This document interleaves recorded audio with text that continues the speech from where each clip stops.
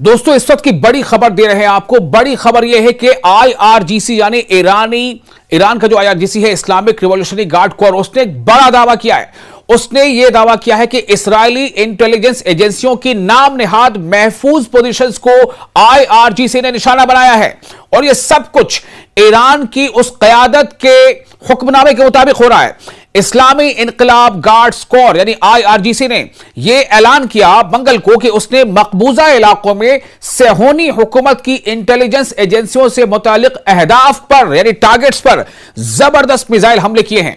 आपको थोड़ा यह बताना जरूरी है मकबूजा इलाके का मतलब क्या हुआ। दरअसल इसराइल ने जो कब्जा कर रखा है फिलिस्तीन की कुछ जमीनें, जॉर्डन की कुछ जमीनें, लेबनान की कुछ जमीनें, तो इन तमाम इलाकों को कहा जाता है ऑक्युपाइड यानी मकबूजा इलाके। तो ईरान ने, आईआरजीसी ने इन इलाकों पर जहां पर इसराइल ने जबरदस्ती कब्जा करके अपना जो क्षेत्र है उसको बढ़ाया है और वहां पर सेटलर्स को आबाद कराया है। तो आईआरजीसी ने एक बयान में कहा है कि ऑपरेशन वादा सादिक 4 यानी ऑपरेशन ट्रू प्रॉमिस 4 के दौरान जवाबी हमले में 69वीं लहर में, जवाबी हमलों के 69वीं लहर यानी 79वीं 79th माफ कीजिएगा 79वीं लहर में, 79वीं जो बराज ऑफ मिसाइल अटैक है उसमें 24 मार्च को मंगल को कामयाबी से अंजाम दिया और इसमें इसराइली टारगेट्स को आईआरजीसी ने जबरदस्त नुकसान पहुंचाया है आईआरजीसी के मुताबिक। और साथ ही बताया गया है कि सिजील जैसे यानी खैबर शिकन और सिजील जैसे ताकतवर मिसाइलों के साथ साथ एरोस्पेस फोर्स के तबाहकुन ड्रोन्स ने सेहोनी हुकूमत के तह दर तह फिजाई दिफाई निजाम को उबूर करते हुए इस्राएली इंटेलिजेंस एजेंसियों की मुबैना तौर पर महफूज पोजीशन को निशाना बनाया है। अब आप सोचे, चूंकि आपको यह पता है ना आयरन डोम, सबसे पहले आपने सुना होगा, जाहिर सी बात है आयरन डोम के बारे में क्या कहा गया था कि आयरन डोम यानी इस्राएल के पास ऐसी डिफेंस टेक्नोलॉजी है, ऐसा डिफेंस निजाम है जो मिसाइल के और ड्रोन के हमले को रोक देता है, बेशक रोक देता है। लेकिन ईरान ने 2025 में जो 12 दिनों की जंग हुई थी ना, आपको याद होगा, उन 12 दिनों की जंग में भी ईरान ने अपने कई मिसाइल टारगेट्स पर हिट किए थे और उन 12 दिनों के हमले में भी आप बता दें आपको कि तेल अवीव और हाइफा, इन दो शहरों में तो जबरदस्त नुकसान पहुंचाया था। बेशक ईरान के बहुत सारे मिसाइल उस 12 दिन की जंग में इंटरसेप्ट किए गए थे, लेकिन ईरान ने उससे कुछ सबक हासिल किया और अब जो ईरान हमले कर रहा है इसराइल पर, सही बता रहा हूं आपको, इसराइल जो है इस हमले से बिल्कुल अवाक है, परेशान है।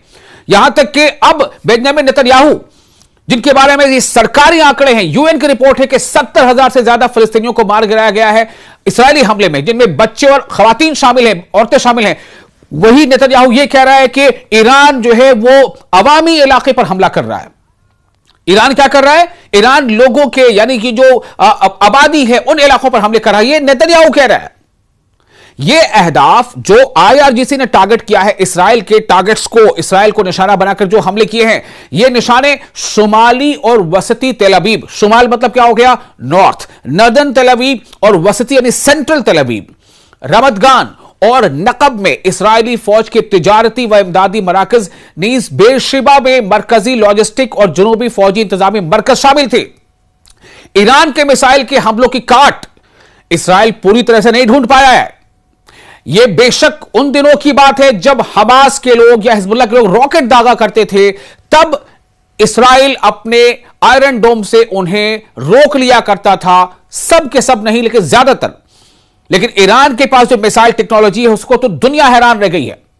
IRGC Islamic revolutionary guard core के मुताबिक मकबूजा फिलिस्तीनी इलाकों में, फिलिस्तीनी के वो इलाके जहां इसराइल ने जबरदस्ती कब्जा जमा रखा है, उन इलाकों में धुएं और आग के घने बादल और 20 लाख से ज्यादा सेहूनियों का तवील अरसे तक पनाहगाहों में महसूर रहना ईरान की मिसाइल और ड्रोन सलाहियतों का वाज़ेह सबूत है। आप सोचें, यह दावा क्या कर रहा है आईआरजीसी के 20 लाख से ज्यादा इसराइली पनाहगाहों में, शेल्टर्स में, बंकर्स में रहने को मजबूर हैं। उन्हें खतरा है कि अगर वो बंकर से बाहर रहे तो मारे जाएंगे और इस खतरे के तहत, इस खतरे के मद्देनजर अक्सर उनके औकात शेल्टर्स में, पनाहगाहों में गुजर रहे हैं। यहां तक कि उन्हीं में भीड़ भी होती है। कई तस्वीरें से पहले आपको दिखा चुके हैं, भीड़ में बमुश्किल उनके वक्त गुजर रहे हैं, वहीं पर टॉयलेट है, वहीं सब कुछ है। तो यह हालत बना रखी है ईरान ने अपने हमलों से। तो उन्होंने कहा, आईआरजीसी का कहना है कि दुश्मन के दिफाई निजाम, जो डिफेंस जो सिस्टम है, उसमें खलल की निशानदेही करता है। आईआरजीसी ने मजीद कहा है कि जंग से मुतालिक खबरों और ईरान के मौसर हमलों की तस्वीर को अमरीकी अड्डों और इस्राएली फौजी मराकज से, सेंटर से, मिलिट्री सेंटर से मुतालिक पेंटागन और अमान की जानिब से मुनज़्ज़म तौर पर सेंसर करना दुश्मन की गहरी तशवीश और हकीकत को छिपाने और मस्ख करने की कोशिशों को जाहिर करता है।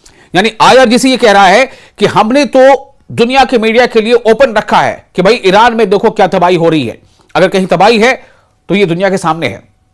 ईरान ने छुपाया नहीं, ईरान ने यह नहीं छुपाया कि उनके क्वाड लीडर मारे गए, बल्कि ऐलानिया ओपन तौर पर उन्होंने उनके फ्यूनरल भी किए, फ्यूनरल प्रोसेशन में निकला और ईरान बताता रहा कि देखिए हमारे ये हमले हुए, हमारे नुकसान हुआ। लेकिन इसराइल और अमेरिका के जो इंटरेस्ट है वहां पर जब ईरान हमले कर रहा है तो वहां पर खबरों को नशर किए जाने से सेंसरशिप लगी हुई है। वो तमाम खबरें इसराइल चाहता है कि वो दुनिया तक ना पहुंचे। लेकिन आईआरजीसी का दावा है कि आईआरजीसी यानी ईरानी हमलों में इसराइल के अंदर जबरदस्त तबाही मची है। कुछ रिपोर्ट्स ऐसी भी आई हैं कि लोगों ने, इसराइल के आम लोगों ने वहां के मंत्री के घर के बाहर प्रोटेस्ट किया और जबरदस्त कन्फ्रंटेशन हुई और ये बताया कि तुम लोगों की नीतियों की वजह कर, आपकी नीतियों की वजह कर आज हम परेशान हो रहे हैं, हमारे ऊपर खतरा है।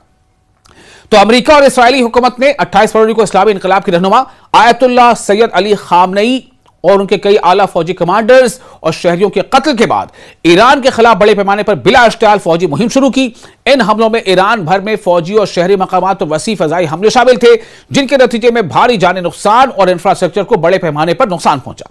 जवाब में ईरानी मुसल्लह अफवाज ने जवाबी कार्रवाइयां करते हुए मकबूजा इलाकों और खित्ते में मौजूद अमरीकी व इसराइली अड्डों को मिसाइलों और ड्रोन्स की लहरों के नजरिए निशाना बनाया है। और आईआरजीसी का यह कहना कि हमने इसराइल की खुफिया एजेंसियों के मराकज को, जिन्हें बहुत ज्यादा महफूज, सिक्योर, सेफ समझा जाता था, उन सेंटर्स पर हमले किए हैं और उन्हें नुकसान पहुंचाया, वहां तबाही मचाई है।